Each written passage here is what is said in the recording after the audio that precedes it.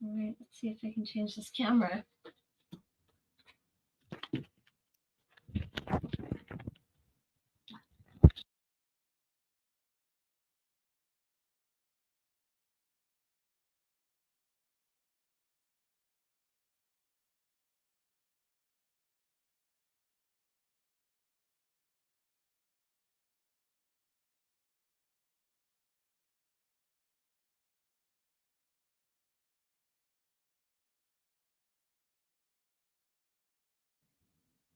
Good evening. Happy Friday.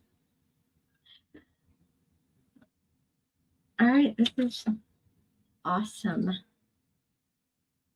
It's only my second time doing this ever. Very people are taking it slow. Hello, Joe. I see you. Good to see you. Thank you for being here. I don't know who else is here, but I can see people are here. So thanks for spending Friday with me. I have some notes. We stopped earlier. We didn't technically start. It was sort of a media test, and a few people joined, and I just kind of started babbling about the case. So I'm going to jump right in about what I said I was going to talk about. So I did a video before about Maddie Soto, 13-year-old girl. She went missing, was found to be not alive, about 12 miles away. And shortly thereafter, her mom's live-in boyfriend was arrested. So we're going to talk about him because he was not arrested for her death right away. He was arrested for SA abuse. So that got him into jail. And then they took their time, took their sweet time. They did a medical report, which she will not release because she's a minor. But as soon as they got it, they got their grand jury indictment. So now he is being held on not only 60 counts of SA of a minor. Now we've got capital murder. So, Froggy! Hi, honey. Thank you for being here. Plug your ears if this gets too crazy, okay? All right, so just 13. Recap the story. I have another video on this, but just to recap, as someone asked, what's going on in Florida, Osceola County, Florida. Young 13-year-old Maddie Soto, she just had a birthday party.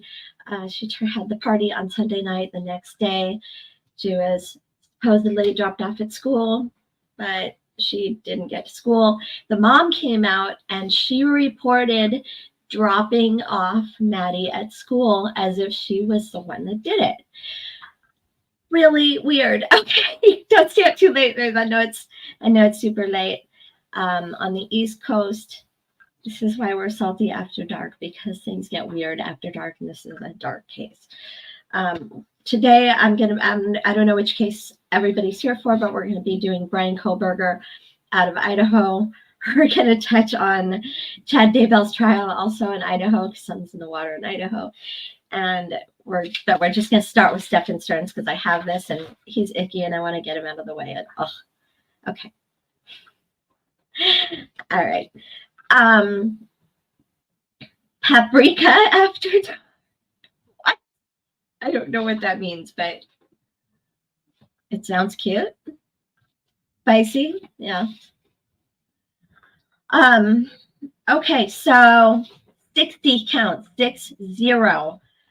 I think I have to use code because we're streaming on YouTube, and they have certain words that they don't allow for a good reason. I've really never paid attention to that, because I should say it is allowed, but you will not get into an algorithm. You can't monetize things like that. I haven't typically cared, but I'm going to go ahead and do that so I can get into search rhythm. So the 60 charges are 8 counts of battery, on a child under 12. 5 counts, we're just going to call it SB, with a child 12 to 16. 7 counts of, I love this word, lascivious behavior.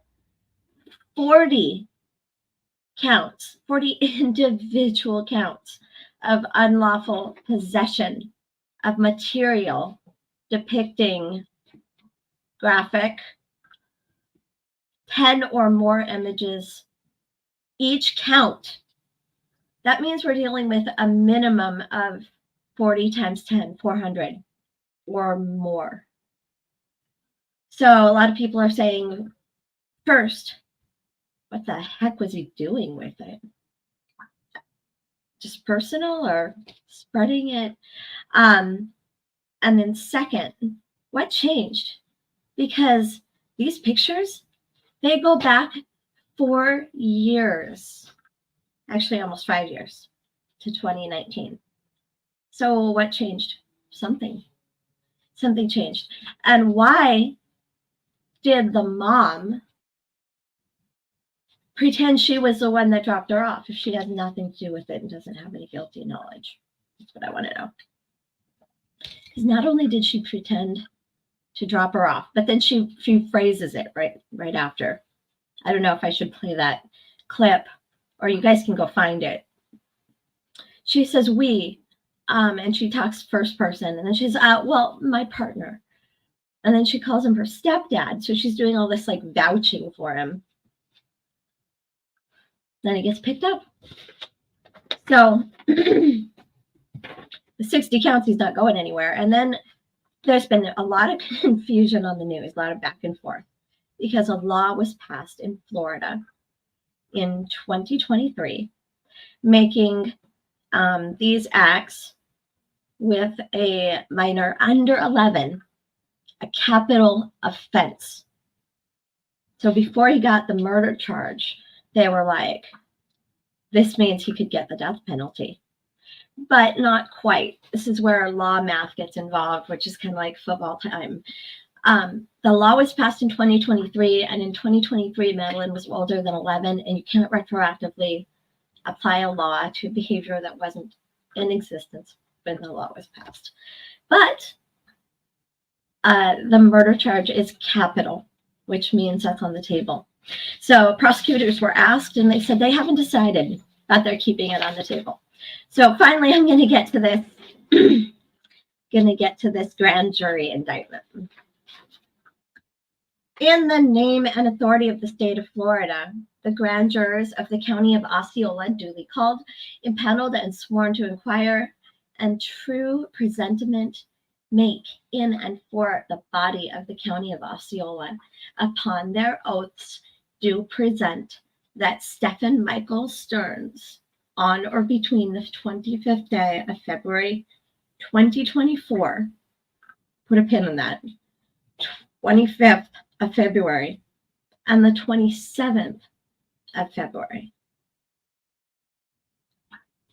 in said county and state did, in violation of Florida statute, from a premeditated design to effect the death of Maddie Soto, a human being, unlawfully kill Maddie Soto, a true bill.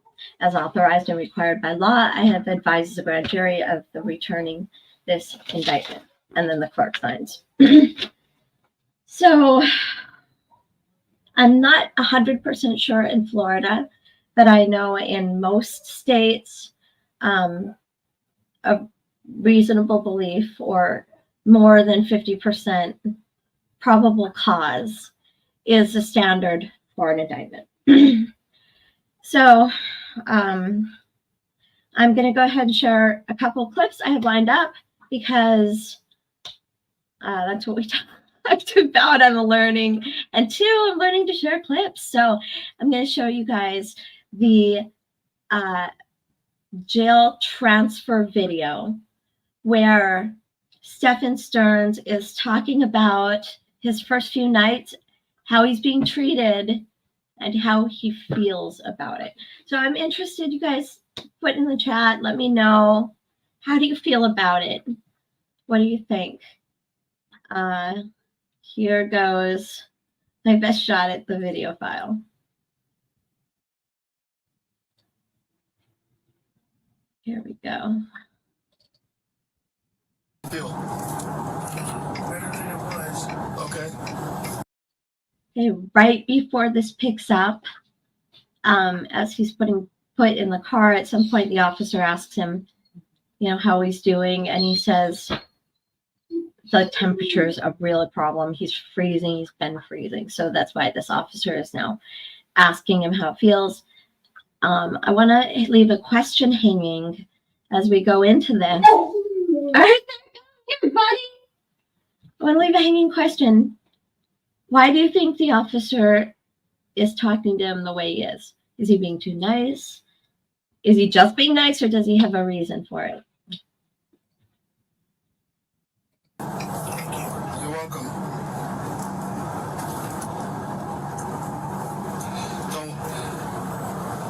Don't know why they don't do that. Why don't they just kind of like at least give you a blanket, Core temperature was down. They took it was like a degree or two lower than it should. Wow. Hard to hear him, but there's captions.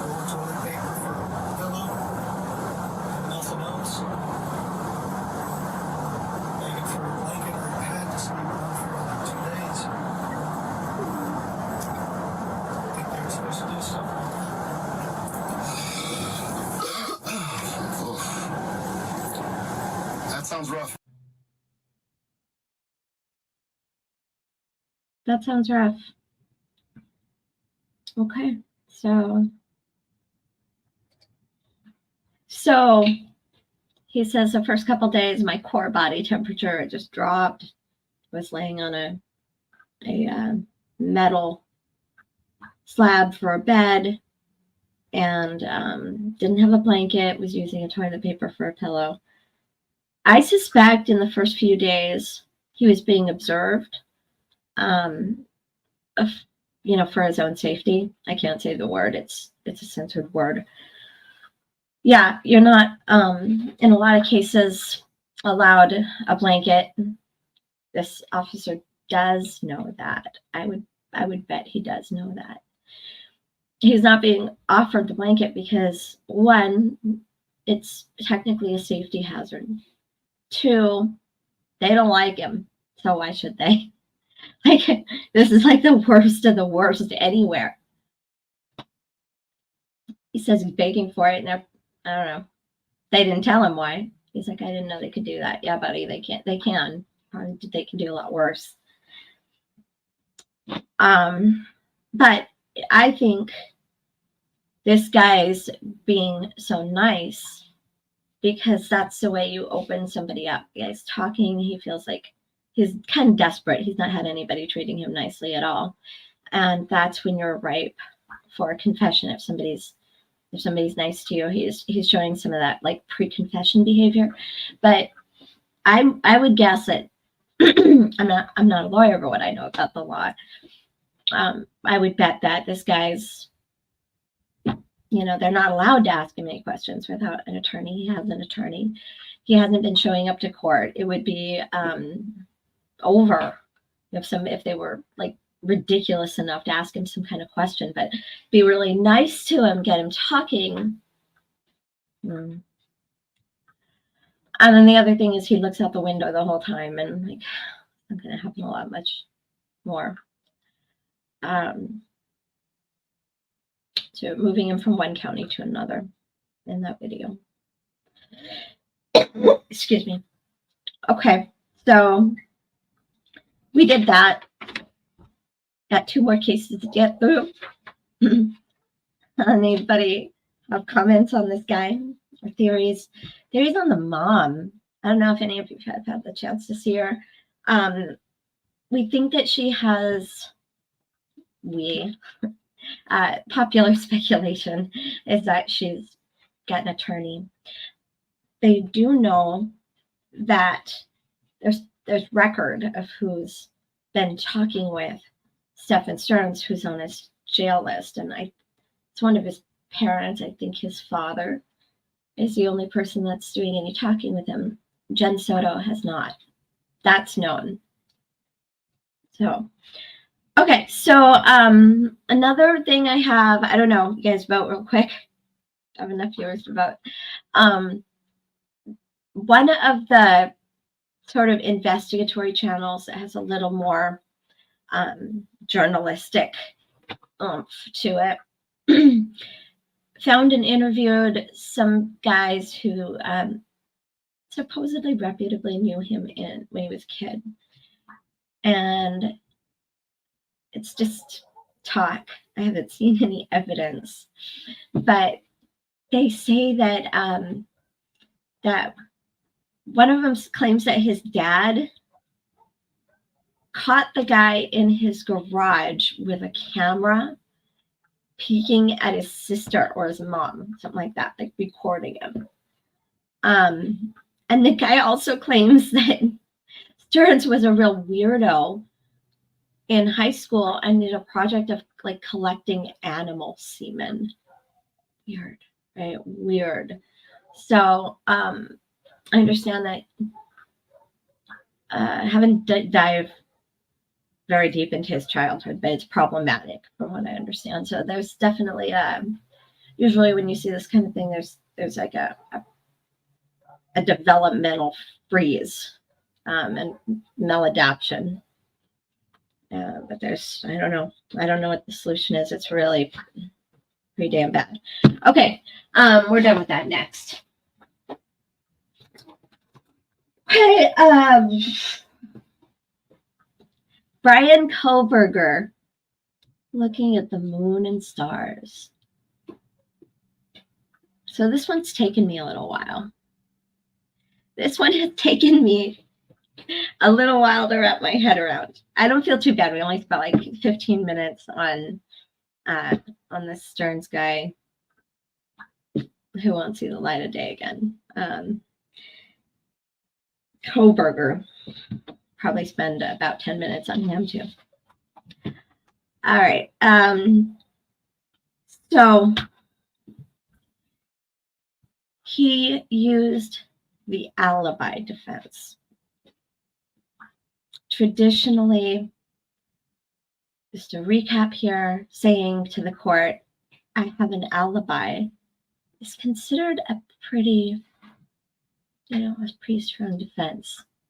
And alibis are typically considered something tangible, like somebody saw me on camera, my phone says I was somewhere else, somebody will vouch for me, I was at a public event, it's like a tons of ways telemetry. We all kind of thought, well, we knew what an alibi was. And then Ann Taylor, public defender for Bryan Kohberger, comes along. And she gets really creative. And I have to hand it to her. There's been fireworks in this case. First, there was like nothing happening because of the gag order. Everybody wanted to talk. Non-dissemination order. Everybody wanted to talk about this. Families want to talk about this. Council wanted to talk about this. But the court, dealing in Latah County, Idaho, a very small town, felt that would prejudice the juror pool. Reasonably so, right? The defense is automatically already moving to say, we don't think we can get a fair trial here. We should go somewhere else. And the judge, almost no judge wants to say, yeah, no problem. Take this high-profile case off of my ruling record. I don't want all this legacy, right? He's like, no. I'm going to make sure there's a fair trial. So nobody's talking about it, right? Everybody's talking about it, but nobody's talking about it. Family's begging for information. The detectives are like, yeah, we're pretty sure. I see somebody popping in and out. I'm trying, sorry. And the detectives, I really feel for them because I think they've done an amazing job on this case. But the family is completely frustrated with how little information they're getting. At the same time, imagine how frustrated the family would be if the case fell apart because the prosecution was loose-lipped, right? You never want something like this to drag on and on and on. If the idea is to give closure to a family, you want to do it right, even if it takes forever, because that's still the shorter path, besides all the other ethical concerns. So it's right for all the reasons. So here comes Ann Taylor, and she gets really clever. Two things happening at once, like a dual-pronged fork. Ann Taylor hires a jury consultant. Smart. Good. That's great. Anybody who can should. This jury consultant took the indictment, the grand jury indictment, and the probable cause affidavit, and took quotes directly out of it.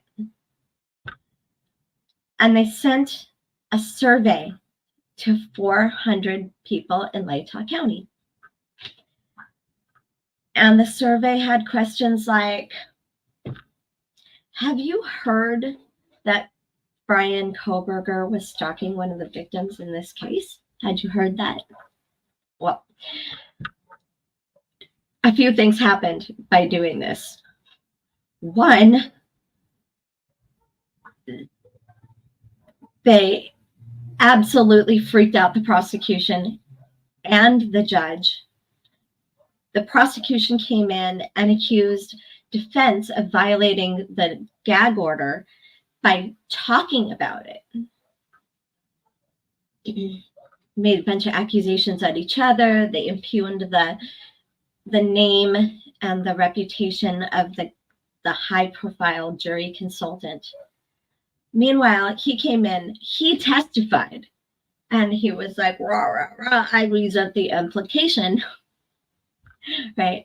And ultimately, after all that noise, the judge ruled that they could carry on with their survey because all they did was repeat what was in the probable cause affidavit, which is public record. So, prosecution saying it's going to taint the jury pool. How could you possibly not inadvertently spread records? The second really crazy, interesting thing that came out of this is that we found out that that particular statement, quote, Bryan Kohberger was stalking one of the women in the home, is untrue. But because of the gag order, they can't share exculpatory evidence any more than they can share evidence of his guilt. So it's kind of working against both people, and you can only imagine. I've come out on record and said, this guy's guilty, in my opinion. I don't know. I think it's a completely different perspective to be holding jury instructions and verdict forms and know what you're allowed to take into evidence and know the information that people are not allowed to talk about. And I just want to go on record right now and say we are completely ignorant on this case. We know very, very little, and it's all rumors.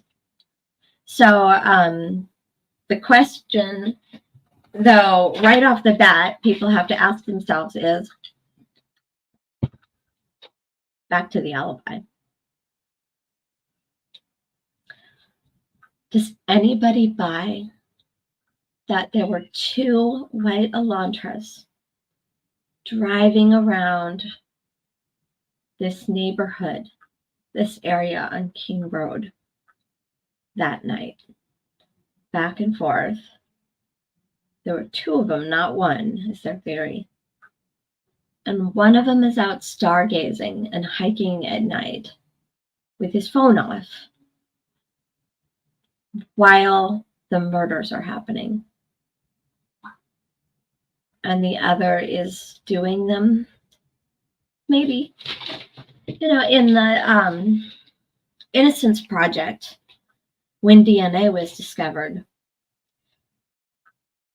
a lot of the cases that were overturned, a lot of the people who were found to be factually innocent after being convicted, it involved circumstantial evidence like that. I guess unlikely things can happen. Improbable things can happen. This could be. Right?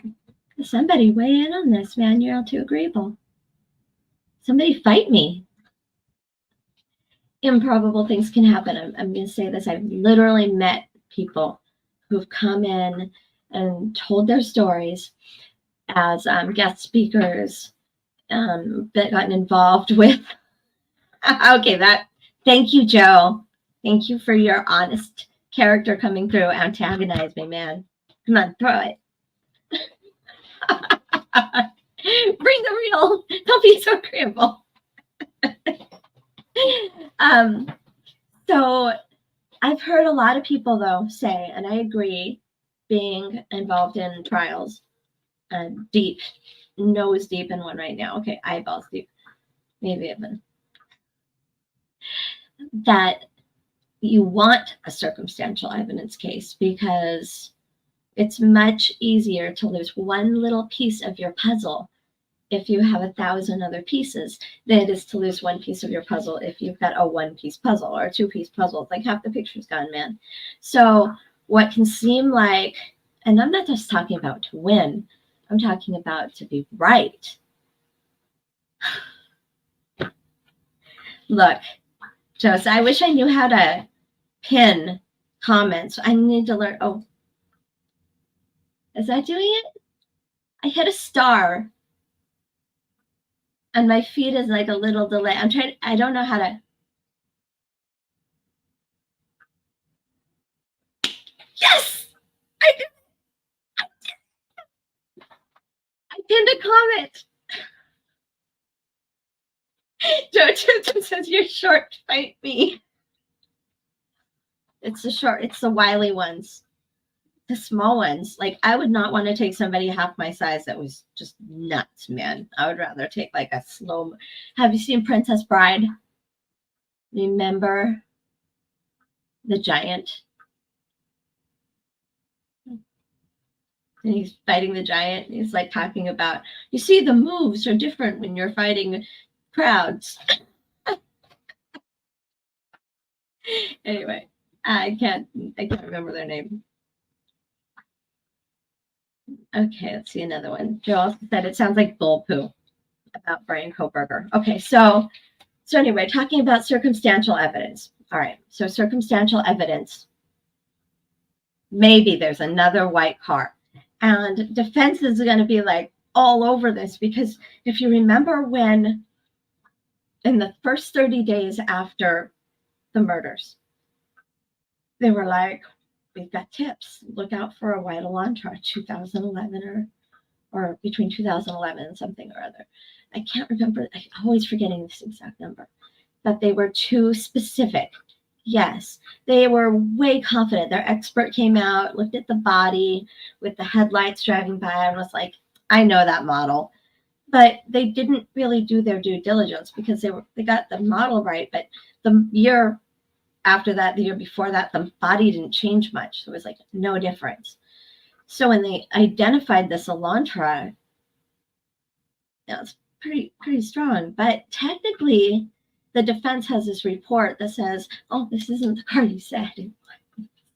So that's a thing to really like exploit. If it's enough to convince anyone, I don't know.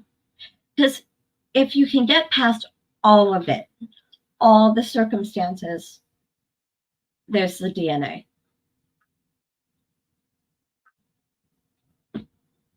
That's kind of like, man, I don't know how you're going to get around that. So the other thing I just got to say is on this night that they made the creative argument of Kohberger's out, looking at the moon and stars. because he's a lover, not a fighter. The weather shows it was overcast. It was an overcast night. So I don't know, maybe he went driving around it like in a habit of it, or I guess they never said he looked at it that night. Just that he had a habit of looking at it that night. But it's just, at some point, something you say has got to just like resonate, and he doesn't like have much of it. But they did get that win that they can continue their survey. And who knows if it proves that their jury pool is tainted. That's chicken and the egg. Did it taint it? Does it matter anymore? Hello, Gathering Voices. So happy that you're here. Hi, thanks for joining us. I just learned how to pin comments. Now I'm going crazy. So somebody say something else interesting enough. So we're talking about Bryan Kohberger and his moon and star. Oh, his moon and stars. Yes. Sometimes I look at the moon and stars too.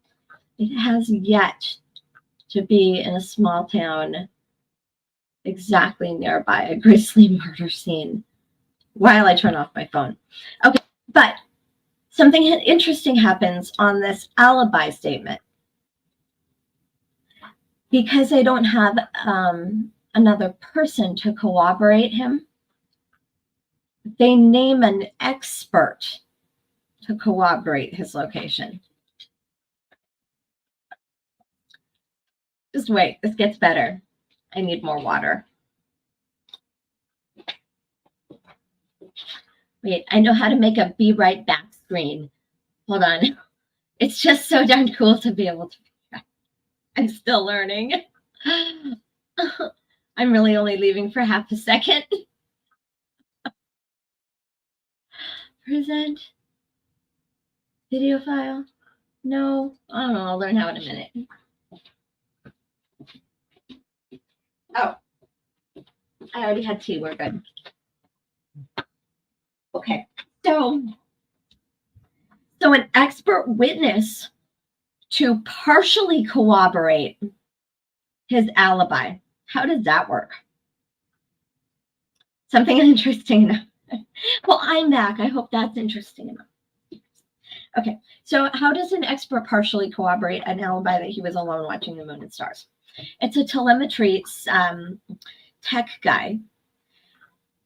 And they're saying that he will use the telemetry on Kohberger's phone to partially corroborate what he says about where he was. So then they give us other new information. They say, according to their guy, whose name is Cy Ray, and Cy Ray has a very good CV, right? They attach his curriculum vitae. It's fancy. But he goes for money. You know, he's a hired gun, which I'll be able to ask him about. And he's going to talk about this telemetry, the same telemetry that prosecutors say make him guilty. Because remember, the phone is off. But before it turns off, it pings. When it turns back on, it pings. So they're going to have to make some guesses about how long it would take him to go in between and fill in the gaps with AI, probably. And then his expert is going to come in and look at this report and probably, I think, be like, you have this little piece of information in your report that I disagree with. I don't think your telemetry projections are correct. And when you have a trial and one side has an expert and the other doesn't, I mean, the jury is free to still say they don't believe the expert. But an uncontested expert, that's a really big advantage. Even if you don't particularly like that side, it's something you have to weigh. So I don't know. I don't know if it'll be viable. I don't know how much he's going to be willing to say, but they're certainly going to make this argument. And part of it is just like pulling back the details. So what they said is, they're not saying that he wasn't, they're not technically saying he wasn't by King Robert. They're saying he wasn't by Floyd's cannabis shop. And everybody was like, what does Floyd's cannabis shop have to do with it? Well, keep in mind, you have to just fill in the dots that they can't say. Just fill in the dots because of the gag order. Discoveries going back and forth. Sealed discovery. The motions to compel that defense has been making have been asking the prosecution to hand over these telemetry reports. So there's got to be something in one of those reports, I think, that says this car was likely by, showing a route. And they probably have something that says, well, he's not on the route that you thought he would have been on, just to present an alternate possibility. So sometimes it's about the little details like that. Okay, so what did I miss? He's guilty as sin, says Joe. Most people think so by factor of the very scientific, creepy as factor. Very scientific. All right. I haven't commented on this before, but I've stood on the famous blue field at the University of Idaho in I think, November, which is college recruiting season. And I was there, and I got a really lovely tour.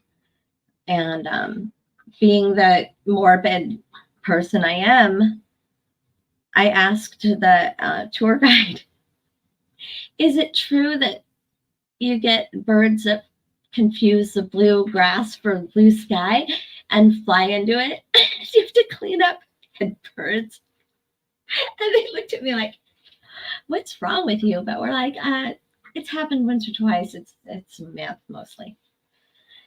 Also, the blue grass is not the color of the sky. It's not grown blue. It's painted. So from above, it looks pretty blue, but it's painted blue. So the school, what does that have to do with the school? The school has a traditional small town vibe, like something out of Nebraska, but not that far from like a main part of town. I remember walking down like this downtown area that had bookstores, like off-campus bookstores. But the rest of it kind of blurred. I had a lot of different stops that week. But, having lived in a college house with 6 people, and some of them partied, and for a little while I partied, and for a little while it was a party house where everybody just came and went. And my God, some of the boyfriends with some of those guys were just effing crazy. The things I would come home to, like, it was just mayhem. You ever watch, who here has watched the show Lucifer on Netflix? I know you have. Anchovies are evil. Does he remind some? Did I miss the comparison? How did anchovies come up? Anyway, rando things I came home to.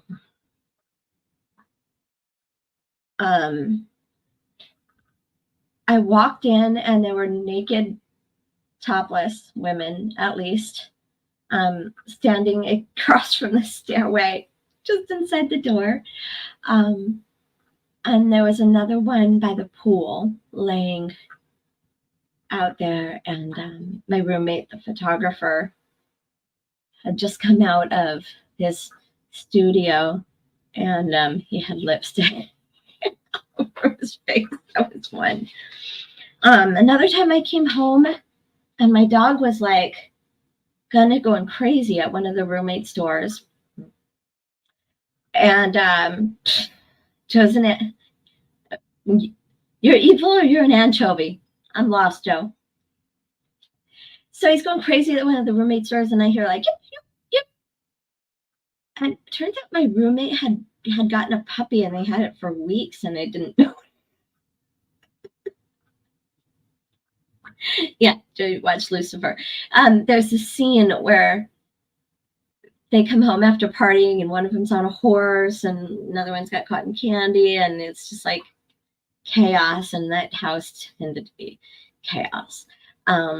Other time I got home, and there was this just crazy party. The hot tub was filled with, anyway. And then there was somebody having a BDSM scene in my kitchen, and there were costumes involved.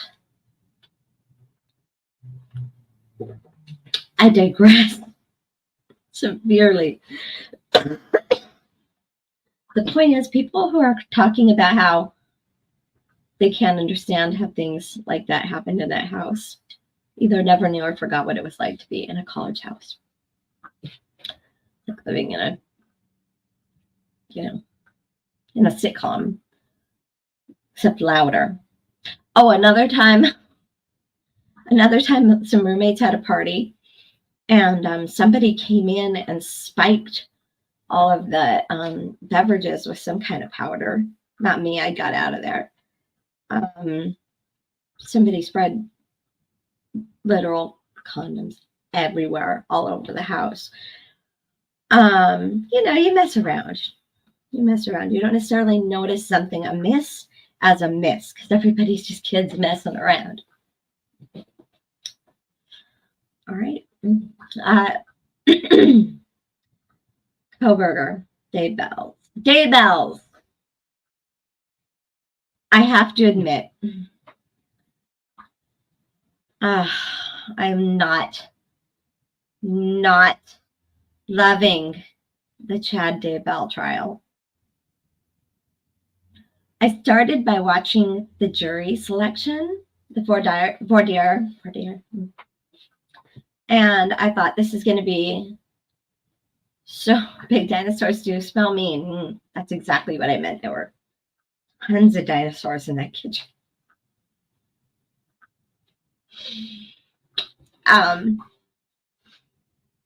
Where were we?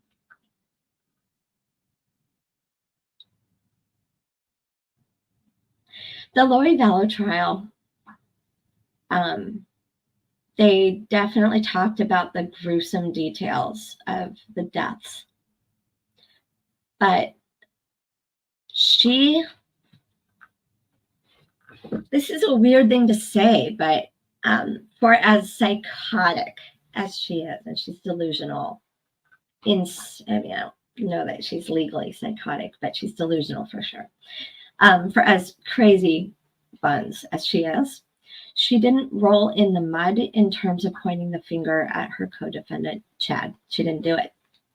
In fact, one point toward the end, when her attorney was kind of talking down Chad, she looked indignant. She was like, So, she feels different about this. She didn't put up a fight. She did not put up a fight. Chad's putting up a fight, and he is pointing the finger at Lori.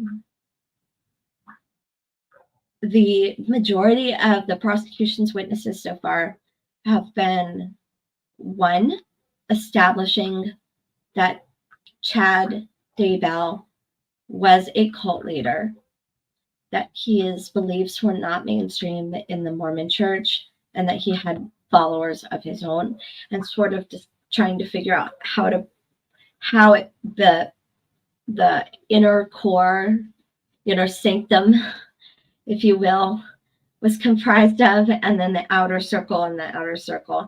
And they're pretty small groups. I kind of, with Chad being this book publisher and writer and visionary, I kind of thought that he had more followers than he does. But I was mistaken on that. He had 5 or 6. That's just shameful. You call yourself a cult leader, and you have 5 or I could do better than that. I got 3 block members right now. Chad Daybell, lame. Just kidding. I love you guys. You're not cult followers. But my point is, out of the guy wrote books, he published books. Out of all that, they determined he had 5 or 6 followers in his special belief system. If I devoted my life to a new system of determining the light and dark levels of the very soul, I would consider 5 or 6 converts an utter failure, Chad. Failure. I guess you got a wife out of it, but you're in jail. All right, so that was the mean side of me. I'm getting overtired. It's past my bedtime. So, thing about me and overtired is that I'm an insomniac. So I have this little window of time I can go to sleep, and then it's 3 a.m. and it's over. But I got up early, and it starts early, happens early, and I will confess, because I have sleep studies on here, and I'm going to talk about it on my Nerdy Bird channel. As a career lifelong insomniac, I take sleeping pills. So I can only go so long before I'll just call and cover. All right. So let's go to talk about Chad a little more, because it's the first time I've actually talked about his case. The thing about Chad is, because it has less of the like sex appeal element that Lori's had.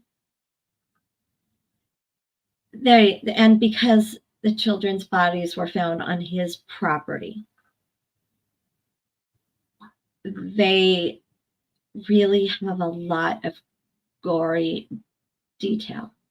They opened strong with the folks who had done the digging and the searching on the property, describing what it was like when they found them.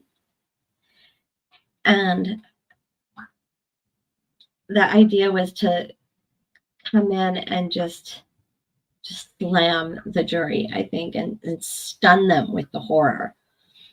Look at these grizzled investigators just losing it because the condition of the kids was that bad. And then they played some video. Really interesting. Chad is talking to somebody as he, right before he's arrested, when they're on his property, and he says, "I'm not coming back." Lori's already in jail and he knows what's going to happen. And he has that famous call that I have on my channel here. You can listen to that call where Lori is in jail. She calls him at home, and he tells her they're back searching the property. She says, "Can I talk to you later?" And he's like, "I don't know, maybe." But he's going down screaming, basically saying, "Look, I had a normal life. I was married. I don't know about you guys, but I had all these kids, and she's the one who came in and seduced me. Things got crazy. She's the one with the ex-husbands dying, and, you know, her questionable brother relationship being the enforcer." Like, what? And I think that's all well and good, but we've already gotten on the record that Lori's crazy didn't have a scale or rules or a system that involved death until she met Chad. So I don't know, man. They're both blaming each other. Well, I shouldn't say that. We just established Lori didn't do much blaming of him. But he's blaming Alex Cox.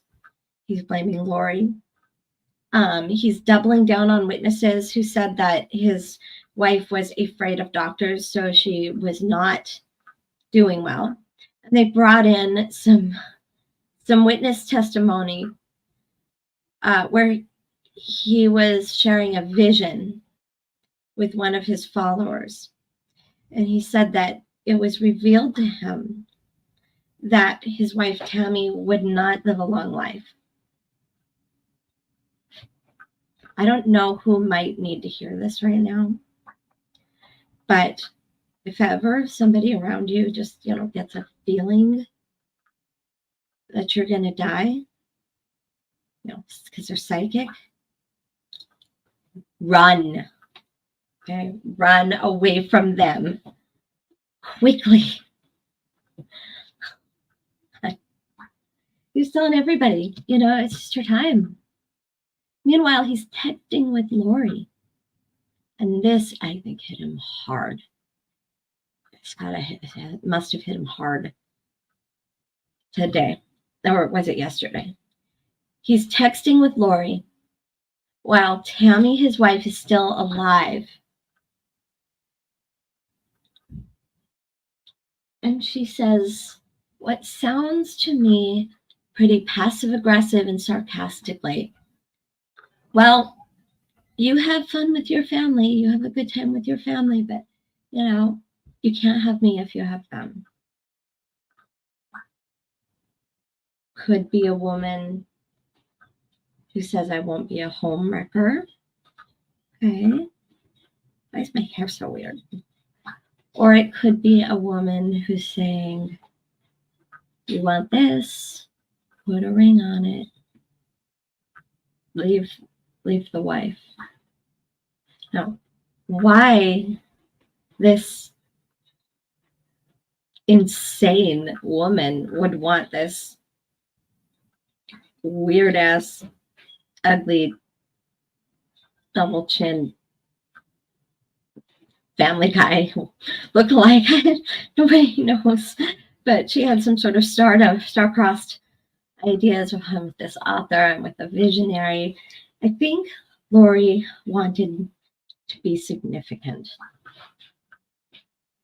And it actually really scares me how much I recognize some of her behaviors in some other people I know, how strong that need is to be significant without earning that significance, to somehow believe that they're intrinsically born special.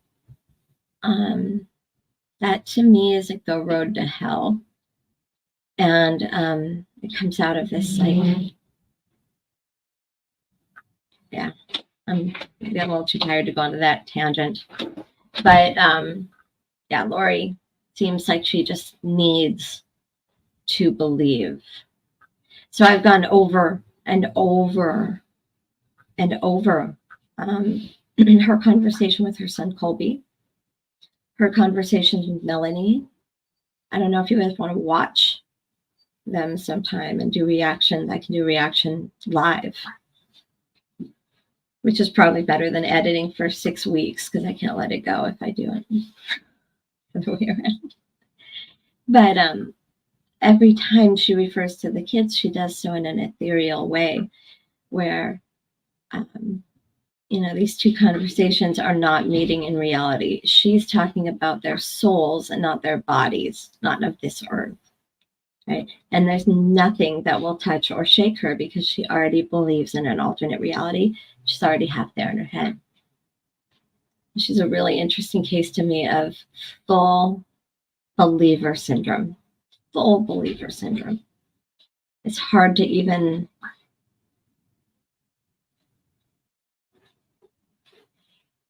anyway. Yeah. So Daybell, that's kind of what's going on in that, except there was one kind of weird shift that happened on the Daybells that was unexpected and I just thought worth talking about. and worth playing for you in closing because I am super tired, but it's an unexpected exchange for sure. So I saved it for you and put it together for you guys. What happened is this attorney here, they're ready to go, right? Death penalty trial. They're on the brink. Right before they get a motion to intervene from a lawyer they don't know who claims to represent the defendant. What the? Everything comes to a screeching halt. It costs money, it costs attention. Everybody's just like on the, I'm working in litigation right now. It's civil litigation, and my my nerves are like frayed at the edge, like burned out. I can only imagine what it feels like at that level where you're just like, you did what? So suddenly, on the eve of trial, they get a motion to intervene to try to stop trial after they've found a jury, which is hard enough to do. This guy now wants to stop it? What? Who the hell are you? So the judge says, get your ass in here for an order to show cause. OSC. You're going to come in here and you're going to explain yourself. Why did you just do what you did? It cost everybody money and time to deal with this little stunt, this prank. Come explain yourself, man. And the guy now knows he's in trouble. He's freaked out. He hires an attorney to come to the hearing. So now you have this weirdest setup ever where you have the defendant and the defendant's attorney, but you don't have the prosecutor at the prosecutor's table. You have this other random attorney who's not involved in the case and his attorney, as if he's the client. It was weird. So this whole time, he's just trying to get out of this order to show cause. He's like, I don't know how I ended up in this. I want out. And the judge is just not having it. He's so offended. There's no way I can describe this. So I think my gift to you will be that I pulled this video and I'm just going to play it and watch it with you on our way out. He does give this guy a swift kick in the ass. It's not just a slap on the wrist. So I'm going to let you see it for yourself. He tries to wiggle out of it, but no go. It's kind of fun. So we'll watch that together. We'll say goodnight. And didn't get to all the things I wanted to talk about, but I think that this was so much fun. And I just love you guys. So, okay, I'm going to play that reel, watch it with you, and know what you guys think of all these characters as they're like, I think especially funny is Chad Daybell, who's like, the fuck, for once I'm not the weirdest one in trouble in the room, but I'm not feeling like the outcast. Somebody else is in more trouble than me. That's nice. Oh, phew. Oops, wrong video. Okay. Remove. Okay, so let's replace this video. Remove some. Yeah, remove. Present. Video file. And we had. Oh, yeah, it's up here in Vimeo. We'll grab it from there. This one. Oh, no, that's not it. Patience, sorry, forgive me. I'm going to have to get it from the other screen. I just finished ripping it, to be honest.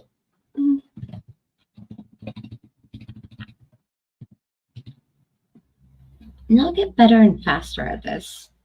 So I think I'm going to do it more often. Just like to, talk through these cases and see what we see, Recordings. Yeah, here he is. Judge sanctions Ratcliffe. Ratcliffe is just kind of a suspicious name anyway. Okay, downloaded. See if we can find it.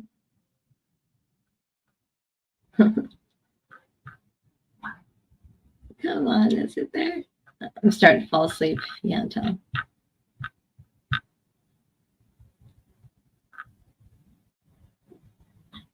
There it is. There it be.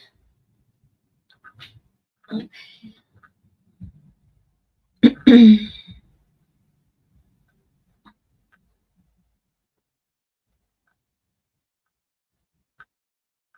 There. Now if I make this. How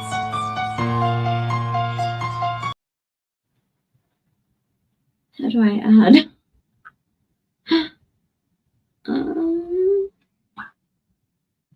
I still have him. Okay. So I'm trying to get present video file. Downloads. States here present, not currently seated at the prosecutor's table. Seated there is. All right, good afternoon. We're on the record on KCR 2220. It's kind of long, but so I totally forgive you if you need to jump out. Those of you who want to watch till the end, all cool. But it's funny if you. At the prosecutor's table. Seated there is Attorney Terry S. Ratliff, along with another attorney, Mr. Bartlett, who represents Mr. Ratliff. The court is taking up today in order to show cause hearing, and I'm going to briefly discuss the procedural history that brings us to this at this time. I'll note that this was a motion that was filed by Mr. Ratliff, who is a bar licensed attorney through the state of Idaho, and filed a pleading purporting to be the attorney for the defendant in this case. And the pleading was filed on March 29th at 11:42 p.m., so shortly before Friday. And I do want to discuss briefly the timing of the filing. The court was conducting jury questionnaires and preparing for jury voir dire in this case, which of course is a capital murder case, an incredibly serious case where the court counsel has spent a tremendous amount of time preparing for and getting ready for trial where we are now. The court was not made aware of the filing because it was not entered in the case until Sunday morning on March 29th, that would have been on March 31st. That was Easter Sunday, before we were going to start with our voir dire the following Monday.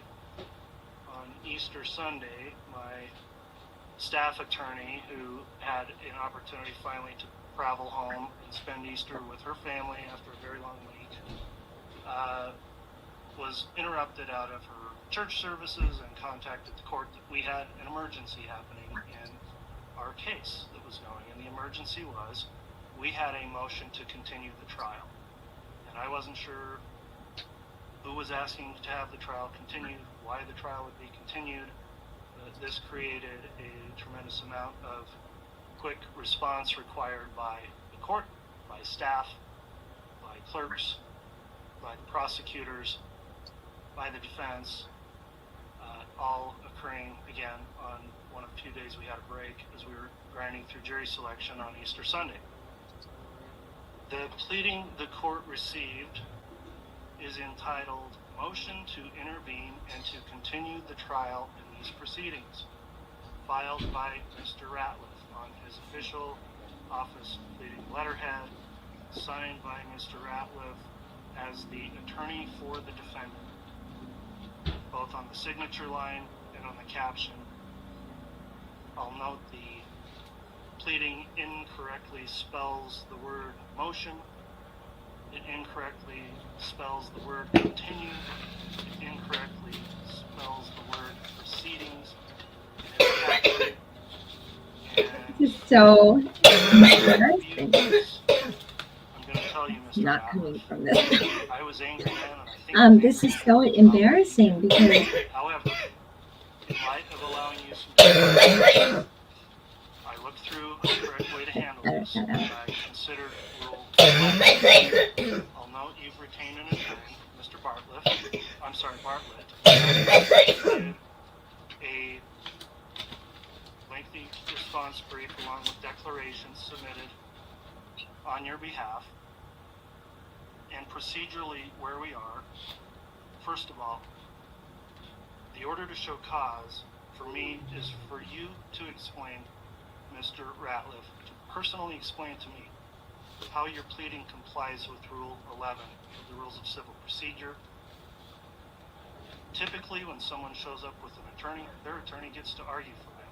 However, under certain circumstances, I don't know that the right to counsel attaches, and in particular under a Rule 11 request. I don't believe it does.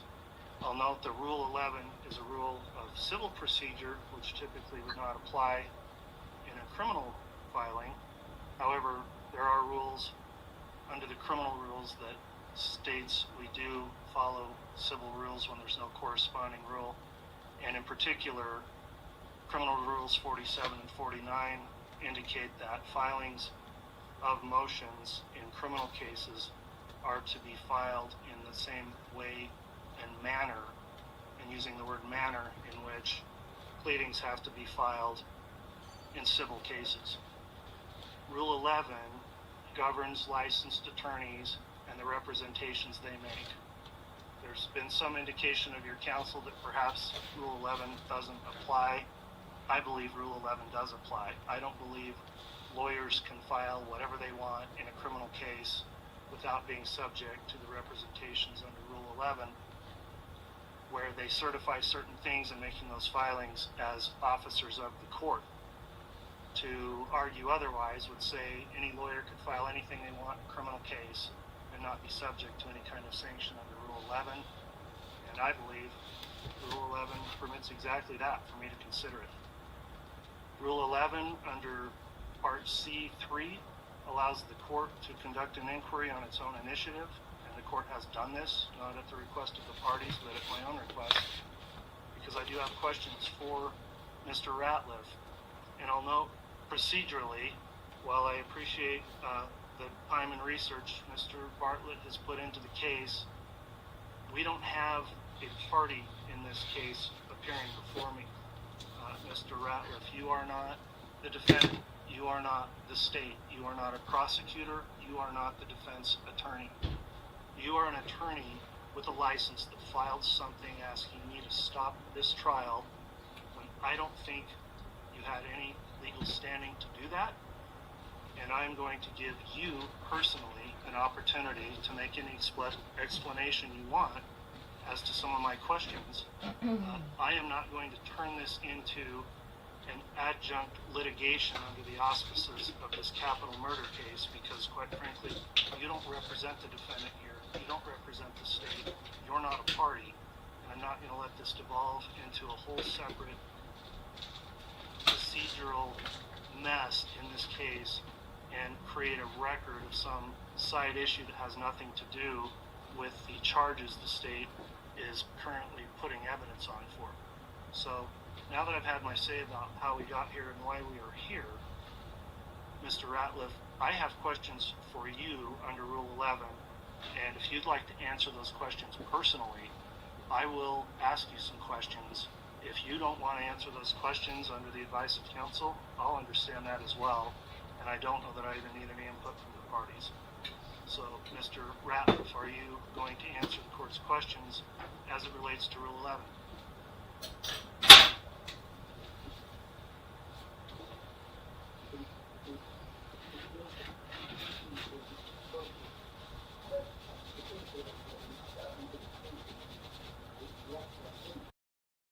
pleadings, page 3, don't you? Again, because it was correct. You also state in here and call yourself an intervener. What basis do you have to intervene? Based on my This is a good part. brief, Judge, as to the basis for why I wanted to intervene. In the motion, I quote you the relief I wanted. I give you the grounds on page 1 as to why I wanted that relief, and why I thought it was necessary. The trial started. Okay. And you said you were going to be the lawyer for the defendant, or already were the lawyer for the defendant, is that Not. I explained to you just a few minutes ago that that was a mistake. Mistake or not true? Explain to me all of the misspellings and typographical errors in your late night filing. I was nervous, and it was late at night. I didn't take this lightly. You didn't take it lightly, but you used the wrong form. You misrepresented if you were an attorney or a citizen, and you signed 3 times as attorney for defendant. And that's your explanation? Yes. All right.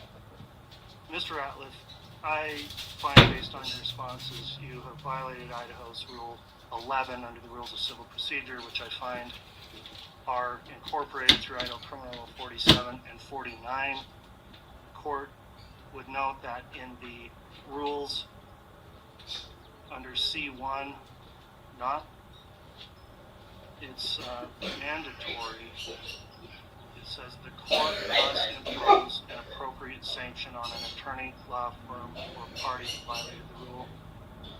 And similar to what would happen in a civil case with a frivolous type filing, which this was, this cost time, this cost effort, this cost real loss for the attorneys, for the court.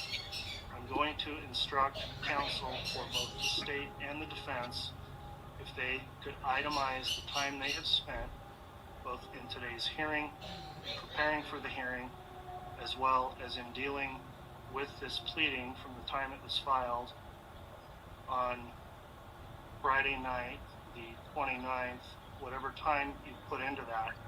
I'm going to direct Mr. Ratliff that you pay reasonable attorney fees incurred for the time Mr. Pryor spent at his typical hourly rate, for the state's attorneys and whatever rate they are entitled to charge as public prosecutors, and the court will likewise itemize some billing time incurred in this, and the sanction the court's going to order is the payment of those attorney fees. The court will provide time for counsel to submit those. I'll review those for reasonableness before I make an order, and pursuant to the rule which requires a written order under Rule C6 of Rule 11, the court will describe in that order the conduct and the basis for the sanction, and you're going to pay for those fees. Do you understand that, Mr. Ratliff? That's fine, Judge. Very well. That'll Your Honor, if I may, I'm going to request findings of facts and conclusions of law. As this court is aware, we submitted briefing that addressed many of the issues you addressed to Mr. Ratliff in great detail, giving multiple bases for his right to intervene.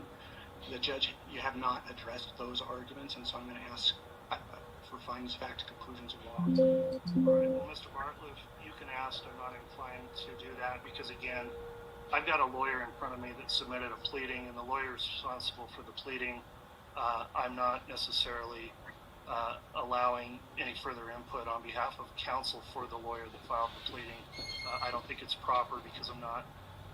Oh, guys who are still in here, please don't forget to smash like. It helps. I always do ask that. Please do. And it'll pop up a little more faster in the algorithm with the entity being able to answer more interesting questions and more screen time. Analyze more interesting cases.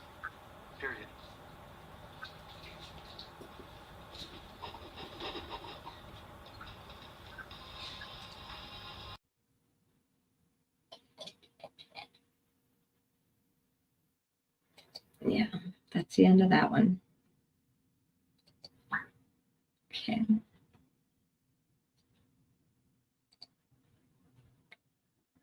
Well, thanks for joining me tonight for Salty After Dark.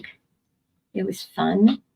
We did not talk about Sebastian Rogers, but I feel like I might need a whole session to talk about Sebastian Rogers. I have a very soft spot in my heart for him now. I want to see him found, and I have a lot to say about him. So, hoping maybe another session will be about that. I know I have some really loyal followers who want updates and information on Andrew Tate, and I promised you that, but what I want to do is provide it to you in a different way. Instead of making fun of him, I want to try to see what it is that you need help with that he does for you. And I think maybe I might have a better answer. If I do, cool. If not, cool. All right. So I'm trying to take that one a little more seriously. Spend some time to try to understand. But we're definitely going to do some Sebastian Rogers. I'm sorry. And then upcoming on other topics. I can tell you right now on my upcoming list, I have Chelsea Grimm, San Diego woman who went missing. Courtney Clenny, bodybuilder, Instagram model, turned killer. Gypsy Rose, world's first Munchausen victim who survived by killing her abuser. And then she went to prison for it for 10 years. And now, that's when the freedom started, but now it's when the real imprisonment starts, when she doesn't know how to life. She got married inside, and they lived together a few months. She's already getting divorced, getting a nose job, tattoos with her ex-best. I'm not throwing any shade. I just hope she finds herself. She deserves that. All right, we're going to talk about the Hildebrands. I have a whole lot to say in my next sessions about Ruby Frankie, Jody Hildebrandt. Probably more to say about Ruby than Jody. Unpopular opinion here. I do want to talk about Sarah Boone. Sarah Boone's up there on the list, the suitcase killer. She's very interesting to me, especially with her litany of lawyers since then and what we can deduce that you might be asking them to do. Finally, it's been a while, but I do want to dip my toes, pun intended, into the Apple River killing and this new update, action, whatever you'd call it, in the Amanda Knox trial. All right, so that's where we are. That's where we're going. Let's go there together. Keep you posted. If you haven't already, like, follow, and come out hang with me next time. Not just here, from interesting places, and hopefully talking with interesting people. Definitely that. All right. Stay salty. Good night.